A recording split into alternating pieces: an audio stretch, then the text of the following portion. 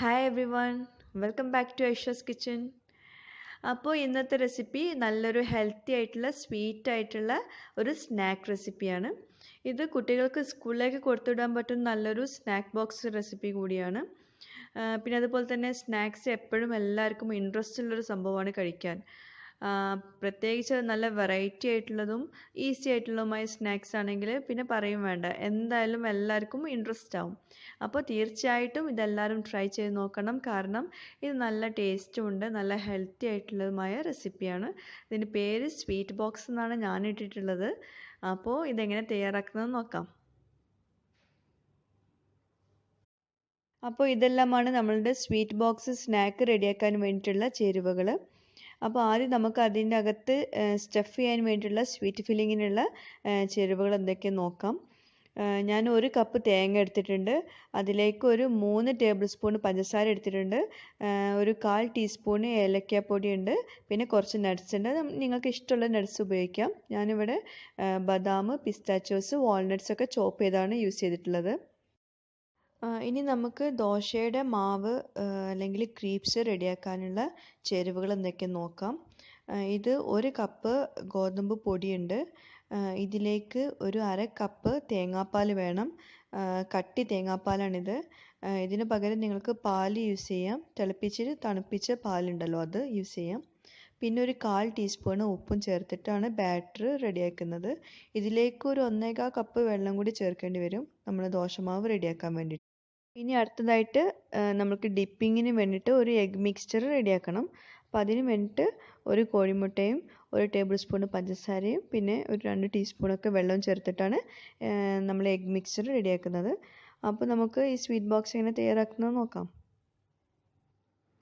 ആദ്യം നമുക്ക് ദോശയുടെ മാവ് ഒന്ന് റെഡിയാക്കി എടുക്കാം. അപ്പോൾ അതിന് വേണ്ടിയിട്ട് ഒരു ബ്ലെൻഡർ എടുത്തിട്ട് ഇതെല്ലാം കൂടി ഒന്ന് അരച്ചെടുക്കണം. അതായത് ഇതിപ്പോൾ 1/2 കപ്പ് തേങ്ങാപ്പാലുണ്ട്. തേങ്ങാപ്പാലിന് പകരം നിങ്ങൾക്ക് വേണമെങ്കിൽ പാൽ യൂസ് ചെയ്യാം.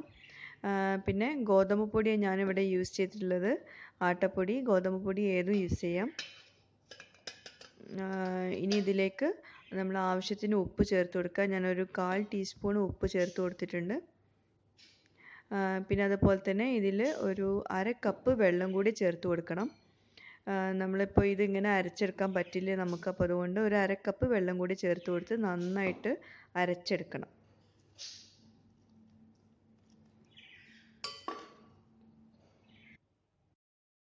അപ്പോൾ ഇത് നന്നായിട്ട് അരച്ചെടുത്തിട്ടുണ്ട്. ഇനി നമുക്കിതൊരു ബൗളിലേക്ക് മാറ്റി കൊടുക്കാം. ഇതിപ്പോൾ വളരെ തിക്കായിട്ടാണല്ലോ നമ്മളിപ്പോൾ അരച്ചെടുത്തത്. അപ്പോൾ അതുകൊണ്ട് ഒരു 1/2 കപ്പ് വെള്ളം കൂടി നമ്മൾ ബ്ലെൻഡറിലേക്ക് ആഡ് ചെയ്ത് കൊടുക്കുക. എന്നിട്ട് ഒന്നുകൂടെ ബ്ലെൻഡ് ചെയ്ത് കൊടുക്കുക. അപ്പോൾ നമുക്ക് ഈ ബ്ലെൻഡറിലെ സൈഡിലൊക്കെ പറ്റി പിടിച്ച മാവൊക്കെ പെട്ടെന്ന് നമുക്ക് കിട്ടാൻ സഹായിക്കും. അപ്പോൾ വീണ്ടും നമ്മൾ അരച്ചെടുത്തിട്ടുണ്ട്. അതുകൂടെ ഒഴിച്ചു കൊടുത്തിട്ട് നന്നായിട്ടൊന്ന് മിക്സ് ചെയ്ത് കൊടുക്കാം.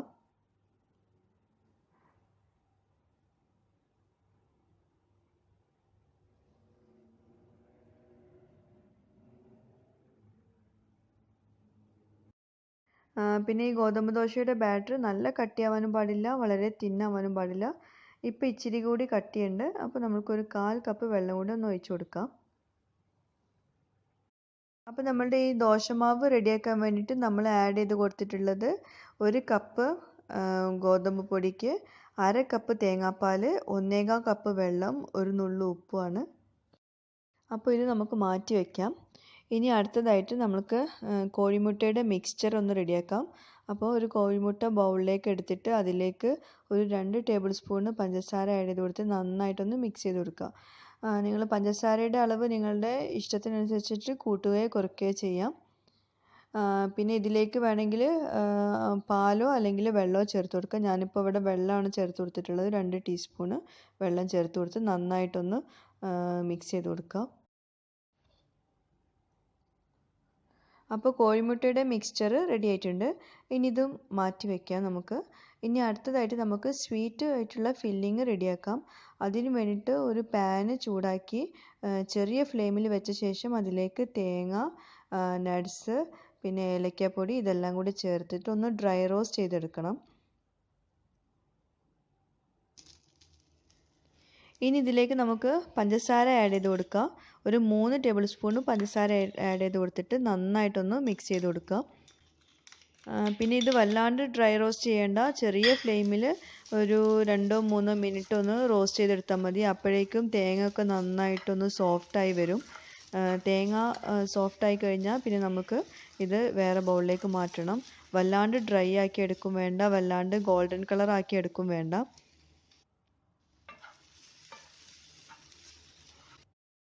പിന്നെ ഈ റെസിപ്പിക്ക് വേണ്ടിയിട്ട് നമ്മൾ ഇതുപോലെ ചെറിയ ഫ്ലെയിമിൽ വെക്കും വേണം. അതുപോലെ തന്നെ നമ്മൾ മിക്സ് ചെയ്തുകൊണ്ടേ ഇരിക്കും വേണം. അല്ലെങ്കിൽ തേങ്ങ നല്ല ഹാർഡാവും, ക്രിസ്പി ആയി പോവും. നമ്മൾക്ക് ഈ റെസിപ്പിയിൽ ക്രിസ്പി ആവരുത്, നല്ല സോഫ്റ്റ് ആയിട്ടുള്ള കോക്കനട്ട് മിക്സ്ചറാണ് നമുക്ക് വേണ്ടത്. അപ്പോൾ സ്വീറ്റ് ആയിട്ടുള്ള ഫില്ലിങ് റെഡി ആയിട്ടുണ്ട്. ഇനി നമുക്കിതൊരു ബൗളിലേക്ക് മാറ്റാം. അപ്പോൾ ഇനി അടുത്തതായിട്ട് നമുക്ക് ദോശയൊക്കെ ഒന്ന് ചുട്ടെടുക്കാം. അപ്പോൾ അതിന് വേണ്ടി ഞാൻ യൂസ് ചെയ്തിട്ടുള്ളത് ഒരു നോൺ സ്റ്റിക്കിൻ്റെ വലിയ പാനാണ്.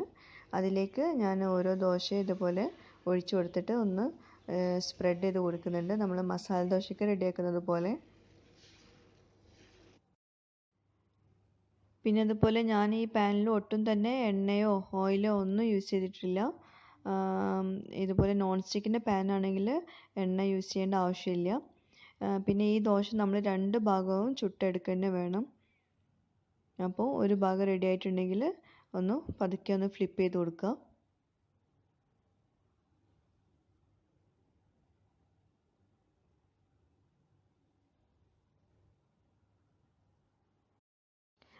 പിന്നെ അതുപോലെ വല്ലാണ്ട് ക്രിസ്പി ആയിട്ടുള്ള ദോശ നമുക്ക് ഈ റെസിപ്പിക്ക് പറ്റില്ല. അപ്പോൾ അതുകൊണ്ട് ജസ്റ്റ് ഒന്ന് ഫ്ലിപ്പ് ചെയ്ത് കൊടുത്ത് ഉടനെ തന്നെ നമ്മൾ സെർവിങ് പ്ലേറ്റിലേക്ക് മാറ്റണം.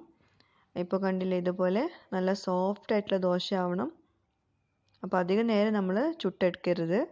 ഇനി നമുക്ക് ബാക്കി ഓരോ ദോശകളും നമുക്ക് ഇതുപോലെ ചുട്ടെടുക്കാം.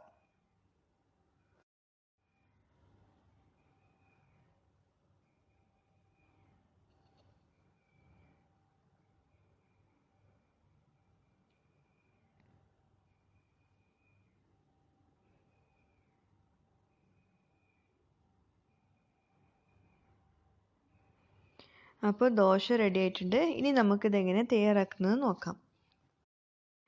ഇനി നമ്മൾ നേരത്തെ റെഡിയാക്കി വെച്ച ദോശയിൽ നിന്ന് ഒരു ദോശ എടുത്തിട്ട് അതിനകത്ത് നമ്മൾ തേങ്ങ പഞ്ചസാര കൂട്ട് ചേർത്ത് കൊടുക്കുക. ഒരു 2 ടേബിൾ സ്പൂണൊക്കെ ചേർത്ത് കൊടുക്കുക. എന്നിട്ട് അത് ഒന്ന് മടക്കിയെടുക്കണം. അതായത് ഒരു ബോക്സിൻ്റെ ഷേപ്പിൽ നമുക്ക് മടക്കിയെടുക്കാം, ഇതുപോലെ മടക്കിയെടുക്കുക. പിന്നെ സ്റ്റിക്ക് ചെയ്യേണ്ട ആവശ്യമൊന്നുമില്ല, കാരണം ഇത് ഓൾറെഡി സ്റ്റിക്കി ആയിട്ടുള്ള ദോശയാണ്. അതുകൊണ്ട് പെട്ടെന്ന് തന്നെ നമ്മളത് സ്റ്റിക്കായി പോവും. അപ്പോൾ നമ്മളുടെ ബോക്സ് റെഡി ആയിട്ടുണ്ട്. ഇനി ഇതുപോലെ ബാക്കി എല്ലാ ദോശയിലും ഇതുപോലെ നമ്മൾ സ്റ്റഫ് ചെയ്തിട്ട് നമ്മളത് ബോക്സ് പരുവത്തിൽ ആക്കിയെടുക്കണം.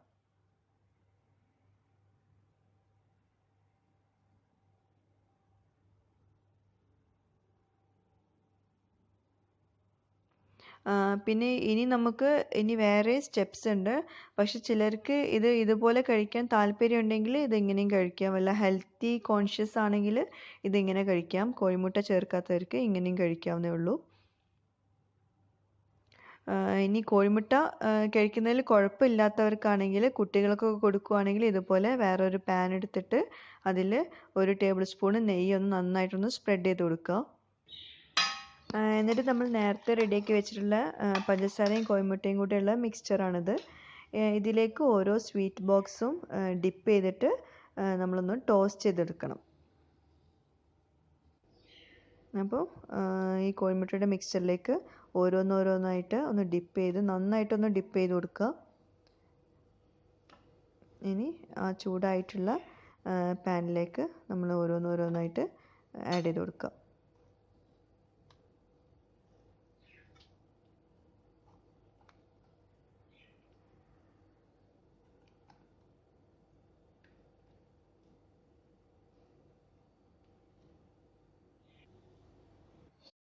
ഇനി ഇതിൻ്റെ മുകളിൽ 1 ടേബിൾ സ്പൂൺ നെയ്യോടെ ഇതുപോലെ ഒന്ന് സ്പ്രെഡ് ചെയ്ത് കൊടുക്കുക. ഇതൊക്കെ ഓപ്ഷണൽ ആണ് കേട്ടോ. നെയ്യിന് പകരം നിങ്ങൾക്ക് വേണമെങ്കിൽ ഓയിൽ ചേർക്കാവുന്നേ ഉള്ളൂ.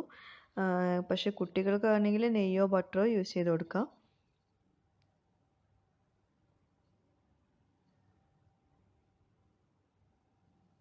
ഇനി രണ്ട് സൈഡും നന്നായിട്ടൊന്ന് ടോസ്റ്റ് ചെയ്തെടുക്കണം.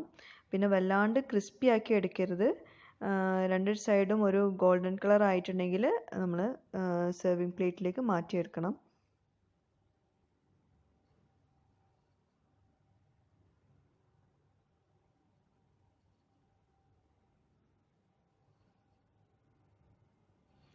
പിന്നെ ഇതുപോലെ നന്നായിട്ടൊന്ന് സ്പാറ്റുല കൊണ്ട് നന്നായിട്ടൊന്ന് പ്രസ് ചെയ്ത് കൊടുക്കുക. കാരണം നല്ല ഷേപ്പ് കിട്ടാൻ വേണ്ടിയിട്ട് ഇതുപോലെ പ്രസ് ചെയ്യുന്നത് നല്ലതാണ്. അപ്പോൾ ഇത് ഏകദേശം റെഡി ആയി തുടങ്ങിയിട്ടുണ്ട്. അപ്പോൾ നമുക്ക് ഇതിൻ്റെ മുകളിൽ കുറച്ച് പഞ്ചസാര ഒന്ന് സ്പ്രിങ്കിൾ ചെയ്ത് കൊടുക്കാം. അത് ജസ്റ്റ് ഒന്ന് ഒരു ഗാർണിഷിങ്ങിന് വേണ്ടിയിട്ടാണ് ചെയ്യുന്നത്. നിർബന്ധമില്ല, പക്ഷെ അത് കാണാനും നല്ലൊരു ഭംഗിയാണ് അങ്ങനെ ചെയ്യുമ്പോൾ. എന്നിട്ട് വീണ്ടും ഒന്നുകൂടെ ഒന്ന് ഫ്ലിപ്പ് ചെയ്ത് കൊടുക്കുക. ഇപ്പോൾ ഏകദേശം ഗോൾഡൻ കളർ ആയിട്ടുണ്ട്. അപ്പോൾ നമ്മളുടെ സ്നാക്ക് റെഡി ആയിട്ടുണ്ട്. സ്നാക്ക് ബോക്സ് അല്ലെങ്കിൽ സ്വീറ്റ് ബോക്സ് റെഡി ആയിട്ടുണ്ട്. ഇനി ഇതിൻ്റെ മുകളിലും കുറച്ച് പഞ്ചസാര ഒന്ന് സ്പ്രിങ്കിൾ ചെയ്ത് കൊടുക്കുക.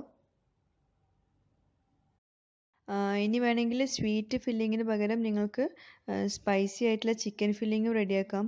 സമൂസ കട്ട്ലറ്റിനൊക്കെ റെഡിയാക്കുന്നത് പോലത്തെ ഫില്ലിങ് റെഡിയാക്കിയിട്ട് ഇതിൽ സ്റ്റഫ് ചെയ്യാം. അപ്പോൾ നമ്മൾ എഗ് മിക്സ്ചറിൽ നമ്മൾ ഉപ്പ് ചേർത്ത് കൊടുത്താൽ മതി പഞ്ചസാരക്ക് പകരം. അപ്പോൾ നമ്മളുടെ ഹെൽത്തി ആയിട്ടുള്ള സ്വീറ്റ് ബോക്സ് റെഡി ആയിട്ടുണ്ട്. നമ്മൾ ഗോതമ്പ് പൊടി കൊണ്ട് തയ്യാറാക്കുന്നതുകൊണ്ട് വളരെ ഹെൽത്തി ആയിട്ടുള്ള ഒരു റെസിപ്പിയാണിത്. അപ്പോൾ ഈ സിമ്പിളായിട്ടുള്ള സ്നാക്ക് എല്ലാവരും ഒന്ന് ട്രൈ ചെയ്ത് നോക്കുക. നല്ല സോഫ്റ്റാണ്, നല്ല ടേസ്റ്റി ആയിട്ടുള്ള ഈസി വെറൈറ്റി ആയിട്ടുള്ള സ്നാക്കാണ്. അപ്പോൾ എല്ലാവരും ഒന്ന് ട്രൈ ചെയ്ത് നോക്കുക. എന്നിട്ട് നിങ്ങളുടെ ഫീഡ്ബാക്സും സജഷൻസും ഒക്കെ നിങ്ങൾ കമൻറ്റ് ബോക്സിൽ എഴുതണേ. അതുപോലെ തന്നെ സബ്സ്ക്രൈബ് ചെയ്യാത്തവരുണ്ടെങ്കിൽ ദയവായിട്ട് സബ്സ്ക്രൈബ് ചെയ്യണേ. പിന്നെ ഇതുവരെ എന്നെ സപ്പോർട്ട് ചെയ്ത എല്ലാവർക്കും വളരെയധികം താങ്ക്സ് ഉണ്ട്. എല്ലാ ഫ്രണ്ട്സിനും താങ്ക് യു സോ മച്ച്. പിന്നെ അതുപോലെ തന്നെ ഡെയിലി ഒരുപാട് പേര് എന്നും കമൻറ്റ് ചെയ്യുന്നവരുണ്ട്. അപ്പോൾ അത്രയും എന്നെ സപ്പോർട്ട് ചെയ്തതിനൊക്കെ വളരെയധികം താങ്ക്സ് ഉണ്ട് കേട്ടോ. അപ്പോൾ തുടർന്നും എല്ലാവരും സപ്പോർട്ട് ചെയ്യുമെന്ന് വിചാരിക്കുന്നു. Thank you.